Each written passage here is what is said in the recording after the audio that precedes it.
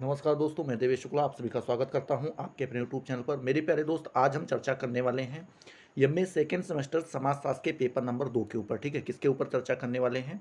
तो MA second semester समाजशास्त्र के पेपर नंबर 2 के ऊपर हम चर्चा करने वाले हैं। बात करते हैं पेपर नंबर 2 का नाम, मेरे प्यारे दोस्त। तो पेपर नंबर 2 का नाम बताया गया है सामाजिक शोध एवं सांख्यिकी। क्या बताया गया है? सामाजिक शोध एवं सांख्यिकी। ये आपके पेपर नंबर 2 का नाम जो है बताया गया है। तो आप जिस किसी भी यूनिवर्सिटी से एमए कर रहे हो, अगर आपका सब्जेक्ट जो है समाजशास्त्र अर्थात सोशियोलॉजी है, तो आपको वहाँ का सिलेबस उठा के जरूर चेक कर लेना है कि क्या आपके पेपर नंबर 2 का नाम जो है सामाजिक शोध एवं सांख्यिकी है या नहीं है तो अच्छी बात है, धड़ल्ले के साथ तैयारी कीजिए। अगर नहीं है तो जरूर चेक कर लीजिए कहीं पेपर नंबर 3, पेपर नंबर 4 या फिर पेपर नंबर 1 का नाम तो नहीं है। ठीक है, इससे होगा कुछ नहीं, आप यहाँ से सोच कर जाएंगे कि सर ने पेपर नंबर 2 की तैयारी जो है बहुत अच्छे से करवा रखी है।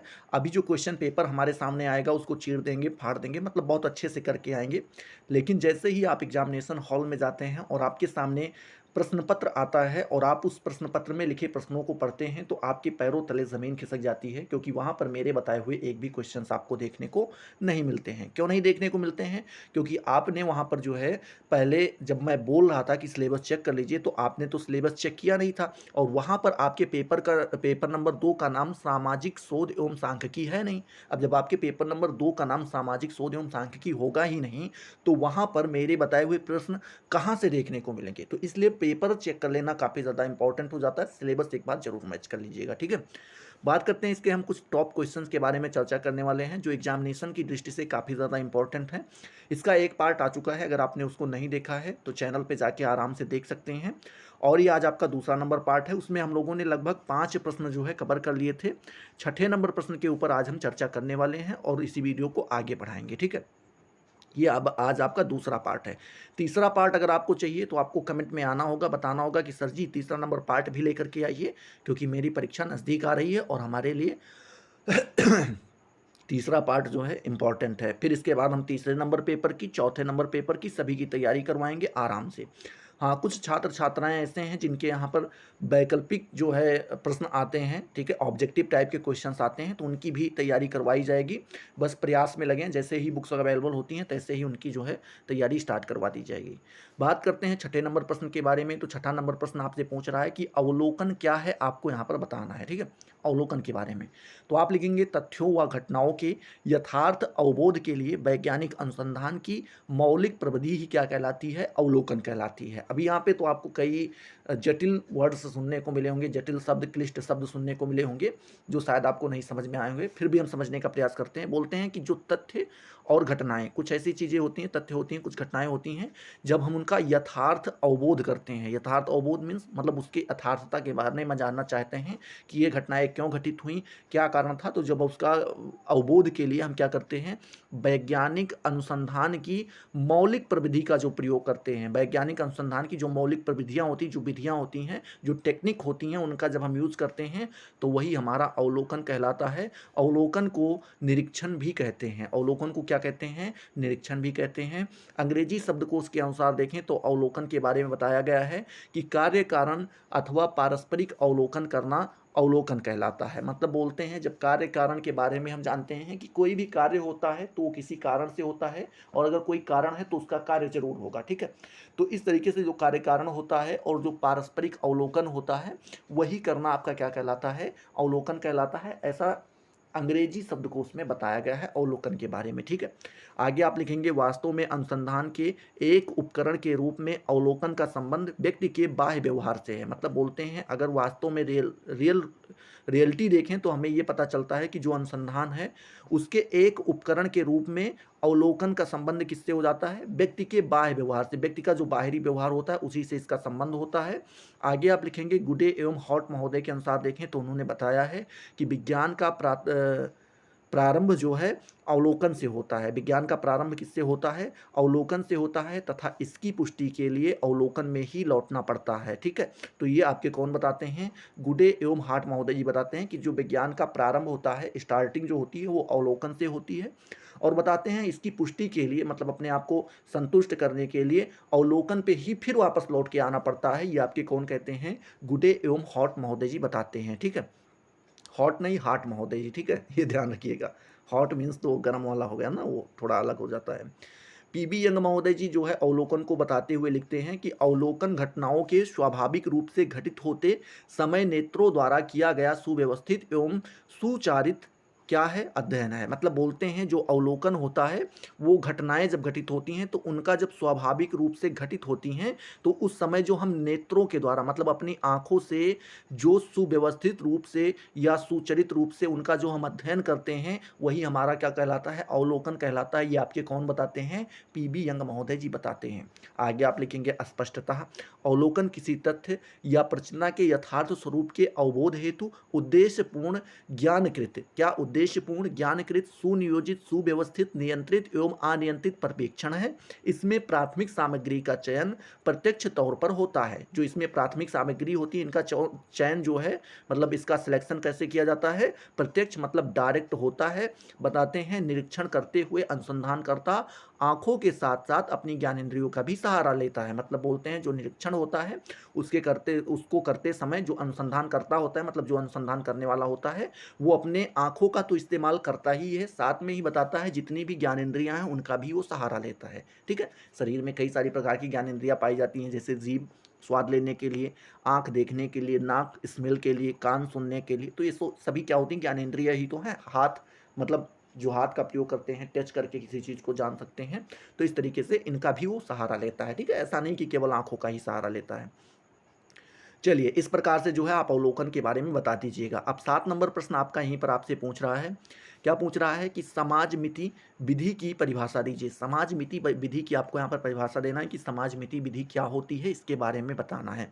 तो आप लिखेंगे समाज मिति विधि का प्रयोग लघु समूहों के सदस्यों के पारस्परिक संबंधों, पारस्परिक आकर्षण विकर्षण को जानने अथवा सामाजिक स्थिति को स्पष्ट, सरल अथवा संक्षिप्त रूप से प्रस्तुत करने के लिए किया जाता है। मतलब फिर से समझिए क्या बताते हैं, जो समाज मिति विधि होती है इसका प्रयोग हम लघु समूह मतलब छोटा जो समूह होता है उनके जो सदस्य होते हैं उनके जो पारस्परिक सदस्य के जो पारस्परिक संबंध होते हैं। ठीक है, मतलब जैसे कोई छोटा सा समूह है उसमें कई सदस्य रह रहे हैं, अब उन सदस्यों के बीच में आपस का संबंध कैसा है, पारस्परिक आकर्षण और विकर्षण मतलब आपस में जो लगाव है या फिर उनसे जो ईर्षा या द्वेष है, थोड़ा दुर्भाव है, वो कैसा है, इन सभी चीज़ों को जानने तथा सामाजिक स्थिति कैसी है उसको स्पष्ट करने के लिए, सरल अथवा संक्षिप्त रूप से प्रस्तुत करने के लिए उन सारी चीज़ों को सरल या फिर संक्षिप्त, सरल मीन्स होता है क्या नॉर्मल तरीके से, और संक्षिप्त मतलब होता है कि बहुत कम, ज़्यादा से ज़्यादा वर्ड ना यूज़ करने पे बहुत थोड़े में जो है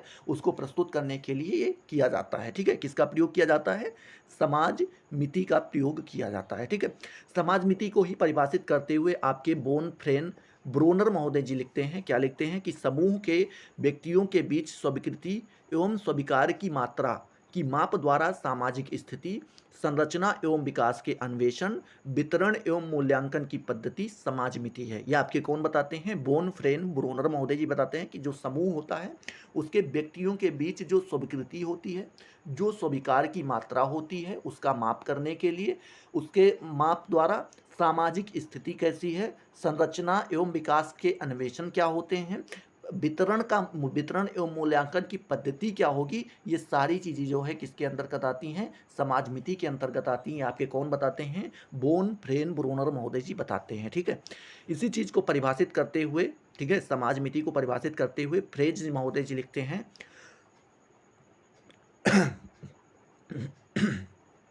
क्या लिखते हैं कि समाज मिति एक ऐसी प्रवृत्ति है जिसमें एक एक समूह में भिन्न भिन्न व्यक्तियों के बीच पाए जाने वाले आकर्षण के माप द्वारा सामाजिक स्वरूपों के अन्वेषण एवं संचालन के लिए प्रयोग किया जाता है। ये आपके कौन बताते हैं, फ्रेज महोदय जी बताते हैं कि जो समाज मिति होती है वह एक ऐसी टेक्निक होती है जिनमें एक एक समूह, ठीक है, मतलब जो ग्रुप्स होते हैं छोटे छोटे, उन ग्रुप्स में भिन्न भिन्न व्यक्तियों, अलग अलग जो व्यक्ति होते हैं उनके बीच पाए जाने वाले आकर्षण मतलब उनके बीच कितना जो है लगाव है, आकर्षण के लिए एक वर्ड यूज करते हैं, कितना लगाव है, उनके माप के द्वारा सामाजिक स्वरूपों के अन्वेषण एवं संचालन के लिए क्या किया जाता है, प्रयोग किया जाता है समाज मिति विधि का, समाज मिति प्रविधि का। ठीक है, तो इस प्रकार से समाज मिति विधि के बारे में आराम से आप बता दीजिएगा।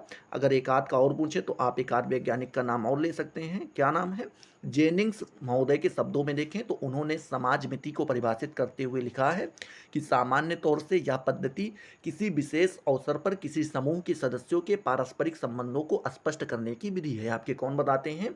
जेनिंग्स महोदय जी बताते हैं कि अगर सामान्य तौर पर हम देखें, नॉर्मली या देखें, तो जो ये पद्धति है, जो ये टेक्निक है, ये किसी विशेष अवसर पर कोई ऐसा अवसर आता है, ठीक है, कोई ऐसी अपॉर्चुनिटी होती है, पर किसी समूह, कोई ऐसा ग्रुप है, उनके सदस्यों के पारस्परिक संबंध को कैसे स्पष्ट किया जाएगा, वो यही विधि बताती है। ठीक है, तो आई होप आपका जो है समाज मिति यहाँ पर क्लियर हो गया होगा। ठीक है, बात करते हैं 8वें नंबर प्रश्न के बारे में। तो 8वां नंबर प्रश्न आपसे पूछ रहा है, व्याख्यात्मक समाजशास्त्र के पिता कौन है? तो आप लिखेंगे कौन है? वेबर महोदय जी जो है व्याख्यात्मक समाजशास्त्र के पिता माने जाते हैं। ठीक है, इस प्रकार से जो है 8वें नंबर प्रश्न का जवाब आप आराम से दे दीजिएगा। 9 नंबर प्रश्न यहीं पर आपसे पूछ रहा है कि संचरित साक्षात्कार को स्पष्ट कीजिए। संचरित साक्षात्कार क्या होता है, ये आपको यहाँ पर बताना है। तो आप लिखेंगे इसमें साक्षात्कार का जो स्वरूप होता है वो पूर्व निर्धारित होता है, मतलब पहले से ही निश्चित कर लिया जाता है जो साक्षात्कार का स्वरूप क्या होने वाला है, कौन से प्रश्न पूछे जाने वाले हैं, सब पहले से ही क्या होते हैं, निर्धारित कर लिए जाते हैं। साक्षात्कार करने वाला केवल दिए गए निर्देशों का पालन करता है, मतलब जो इंटरव्यू लेने वाला होता है वो उसको कुछ निर्देश बता दिए जाते हैं, पहले से ही निर्धारित कर दिए जाते हैं, उसी निर्देशों का क्या करना होता है, पालन करना होता है, वहाँ पे जो निर्देश बताए गए होते हैं। ठीक है, आगे लेते हैं। इसमें भेंटकर्ता को स्वतंत्र नहीं रखती, मतलब बोलते हैं कि इसमें क्या होता है, जो भेंटकर्ता होता है उसको स्वतंत्र नहीं रखा जाता है। संपूर्ण क्रिया प्रारंभ से अंत तक निश्चित रहती है, मतलब बोलते हैं जितनी भी कार्य क्रियाएं होंगी, जितने भी चीज़ें की जाएंगी, वो सभी चीज़ें शुरू से लेकर के अंत तक ये सारी चीज़ें पहले से ही क्या होती हैं, निश्चित होती हैं। मापीकृत होने से इसकी विश्वसनीयता तथा वैधता संदिग्ध रहती है, मतलब बोलते हैं कि प्रमापीकृत मतलब पहले से ही जो सारी चीज़ें होती हैं पहले होने की वजह से जो इसमें विश्वसनीयता होती है और जो इसमें वैधता होती है ये संदिग्ध होती है, कन्फर्म नहीं होती है, थोड़ा बहुत जो है शक बना रहता है, एकदम क्लियर इसका रिजल्ट नहीं माना जाता है और ना ही उसको पूर्ण रूप से वो मान लिया जाता है। ठीक है, तो इस प्रकार से आप बता दीजिएगा। 10वां नंबर प्रश्न आपसे यहीं पर पूछ रहा है कि निदानात्मक शोध अभिकल्प को स्पष्ट कीजिए। निदानात्मक शोध अभिकल्प क्या होता है, आपको यहाँ पर बताना है। तो आप लिखेंगे निदानात्मक शोध अभिकल्प का प्रमुख लक्ष्य जो होता है वो सामाजिक समस्या की नैदानिक गवेषणा करना है, अर्थात सामाजिक समस्या के निदान की खोज करना है। मतलब बोलते हैं जो निदानात्मक शोध अभिकल्प होता है इसका प्रमुख लक्ष्य यही होता है कि जो समाज में समस्याएं देखने को मिलती, जो सामाजिक समस्याएं देखने को मिलती हैं, उनका वो क्या कर सके, निदान ढूंढ सके, उन समस्याओं का हल ढूंढ सके, इस तरीके से यही इसका कार्य होता है। किसका कार्य होता है, निदानात्मक शोध अभिकल्प का होता है। ठीक है, आगे आप लिखेंगे इस अनुसंधान प्रचना के अंतर्गत किसी समस्या का उत्तर उसके कार्य कारण संबंध के आधार पर ढूंढने का प्रयास किया जाता है। मतलब बोल रहे हैं कि जो ये अनुसंधान है इसमें बताते हैं प्रचना के अंतर्गत कोई भी समस्या है तो उसका उत्तर जो हम जब ढूंढते हैं तो उसका उत्तर जो है कार्य कारण संबंध के आधार पर ही ढूंढने का प्रयास करते हैं। इसके अंतर्गत यह भी जानने का प्रयास किया जाता है कि किसी विशेष व्यवहार, परिस्थिति अथवा घटना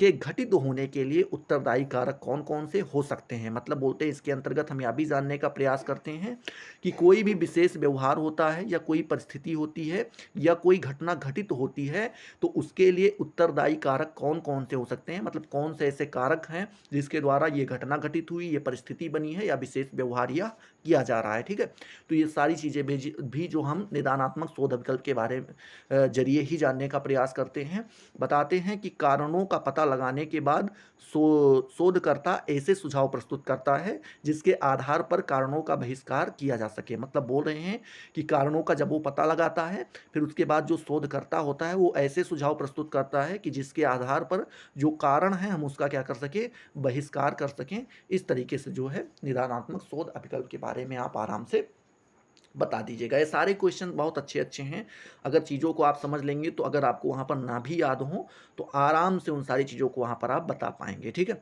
चलिए 11 नंबर प्रश्न आपसे पूछ रहा है दैव निदर्शन क्या है, आपको यहाँ पर बताना है। ठीक है, तो आप लिखेंगे दैव निदर्शन का तात्पर्य उस निदर्शन से है जो अनुसंधानकर्ता की अपनी इच्छा निर्णय से नहीं वरन दैव योग या यादृ इच्छिक ढंग से चुना जाता है। मतलब बोलते हैं कि जो दैव निदर्शन है इसका तात्पर्य हम ऐसे निदर्शन से ले सकते हैं जिसका बोलते हैं कि जो अनुसंधानकर्ता अपनी इच्छा या निर्णय से नहीं चुनता है, अपनी इच्छा से किसी चीज़ का चुनाव वह नहीं करता है, वरन दैव योग मतलब कि देवी देवताओं या यादृच्छिक ढंग से जो घटित हुई हैं उसी के अकॉर्डिंग वो करेगा, खुद नहीं कुछ तय करता है, सब कुछ पहले से ही या एक तरीके से मान लीजिए कि मान लिया जाता है कि ऐसी देवी देवताओं ने या किसी शक्ति ने जो हमें दे रखा है, हमें इसी के ऊपर वर्क करना है, हम इस पे कुछ बदलाव नहीं कर सकते हैं। पार्टन महोदय जी जो है दैव निदर्शन को परिभाषित करते हुए लिखते हैं कि दैव निदर्शन शब्द उस समय प्रयोग किया जाता है जब समग्र में से प्रत्येक व्यक्ति या तत्व को चुने जाने का समान अवसर प्राप्त होता है। मतलब बोलते हैं देव निदर्शन शब्द का प्रयोग हम उस समय प्रयोग करते हैं जब क्या होता है कि समग्र में से सभी में से प्रत्येक व्यक्ति या तत्व को चुने जाने का समान अवसर प्राप्त होता है। मतलब कोई एक समूह है उसमें कई सारे व्यक्ति हैं, तो उसमें किसी को जो है प्रायिकता नहीं दी जाएगी, किसी को भी उठाया जा सकता है। वही जब ऐसी बात आ जाए तो उसी को हम क्या बोलते हैं, दैव निदर्शन के नाम से संबोधित करते हैं। ठीक है, आगे आप लिखेंगे या निदर्शन को चुनने की एक ऐसी पद्धति है जिसमें निदर्शन को चुनने वाला व्यक्ति अपनी इच्छा से किसी इकाई का चयन चयन नहीं करता है। मतलब बोलते हैं कि जो यह निदर्शन है या चुनने की एक ऐसी पद्धति होती है जिसमें निदर्शन को चुनने वाला जो व्यक्ति होता है वह अपनी इच्छा से कोई भी इकाई या किसी भी इकाई का चयन नहीं कर सकता है, वरन संयोग से जो इकाई निदर्शन के स्थान पर प्राप्त कर लेती हैं उसका ही अध्ययन करता है। मतलब बोलते हैं संयोग से जो इकाइयाँ वहाँ पर दिखाई पड़ जाएं, निदर्शन के स्थान पर दिखाई पड़ जाएं, वह उसी का ही अध्ययन करेगा, खुद से कोई किसी भी चीज़ का चयन वह नहीं करेगा। आगे आप लिखेंगे दैव योग से चयनित इकाई अनिवार्य रूप से अध्ययन का अंग बन जाती है। ठीक है, मतलब बोल रहे हैं देव योग से जो चयनित इकाई होती है वह अनिवार्य रूप से मतलब कंपलसरी है कि वह अध्ययन का क्या बन जाएगी, अंग बन जाएगी। देव निदर्शन को समानुपातिक निर्देशन भी कहते हैं, निदर्शन भी कहते हैं। मतलब बोलते हैं कि जो आपका देव निदर्शन है इसको एक समानुपातिक निदर्शन के नाम से भी पुकारा जाता है, एक नाम इसका ये भी हो जाता है क्योंकि निदर्शन में चुनी हुई इकाई का वही अनुपात होता है जो कि उनके वर्गों का समग्र में अनुपात होता है। मतलब बोलते हैं क्योंकि ऐसा ये समानुपातिक जो निदर्शन है यह इसलिए कहा जाता है क्योंकि जो निदर्शन में चुनी हुई इकाइयाँ होती हैं उनका अनुपात वही होता है जो कि उनके वर्गों का समग्र अनुपात होता है। वर्गों का जो पूरा अनुपात होता है उसी अनुपात में जो है इनके इकाइयों को भी चुना जाता है। ठीक है, तो इस तरीके से आप इसके बारे में 11 नंबर प्रश्न अर्थात देव निदर्शन के बारे में आप बता दीजिएगा। ठीक है, चलिए 12 नंबर प्रश्न के बारे में हम बात करते हैं। ठीक है, 12 नंबर प्रश्न के बारे में हम बात करते हैं। तो 12 नंबर प्रश्न आपसे पूछ रहा है कि साक्षात्कार मतलब जो इंटरव्यू किया जाता है उसके आपको यहाँ पर उद्देश्य बताने हैं। क्या करने हैं, उद्देश्य बताने हैं। ठीक है, ये क्वेश्चन है।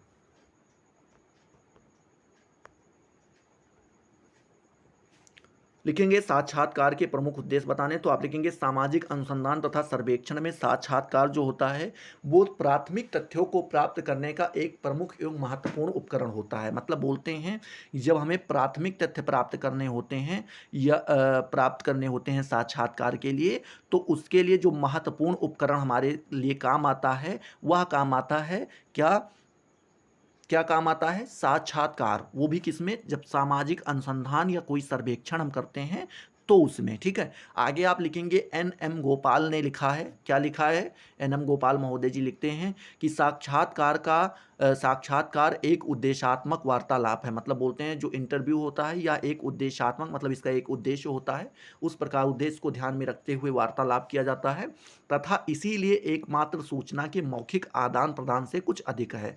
मतलब बोलते हैं इसीलिए हम इसको एकमात्र सूचना के मौखिक आदान प्रदान मतलब कोई सूचना को एक दूसरे के पास पहुंचाने से हम इसका अर्थ ज़्यादा ही निकाल सकते हैं।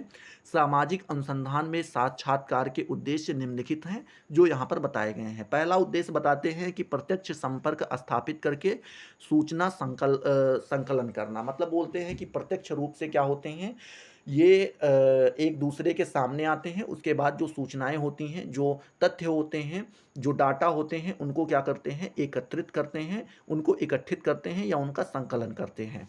दूसरा बताते हैं गुप्त एवं व्यक्तिगत सूचना प्राप्त करना। मतलब जो सूचनाएं गुप्त होती हैं, व्यक्तिगत नहीं, पब्लिक नहीं की जा सकती हैं, जो व्यक्तिगत सूचनाएं होती हैं उनको भी आप आराम से जो है इंटरव्यू के दौरान या फिर साक्षात्कार के दौरान प्राप्त कर सकते हैं। तीसरा जो है उद्देश्य बताते हैं कि उपकल्पनाओं के निर्माण का साधन, मतलब बोलते हैं जो उपकल्पनाएँ होती हैं उनके निर्माण का एक साधन होता है, ये भी साक्षात्कार का एक उद्देश्य होता है।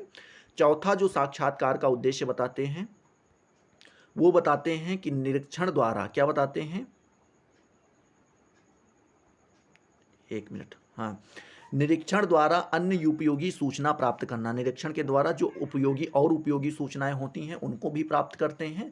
5वां बताते हैं आंतरिक व व्यक्तिगत तथ्यों की जानकारी होना, आंतरिक तथ्य जो होते हैं या फिर जो व्यक्तिगत तथ्य होते हैं, उनकी भी जानकारी जो है हमें साक्षात्कार के द्वारा होती है, इसलिए साक्षात्कार का एक ये वो भी उद्देश्य हो जाता है।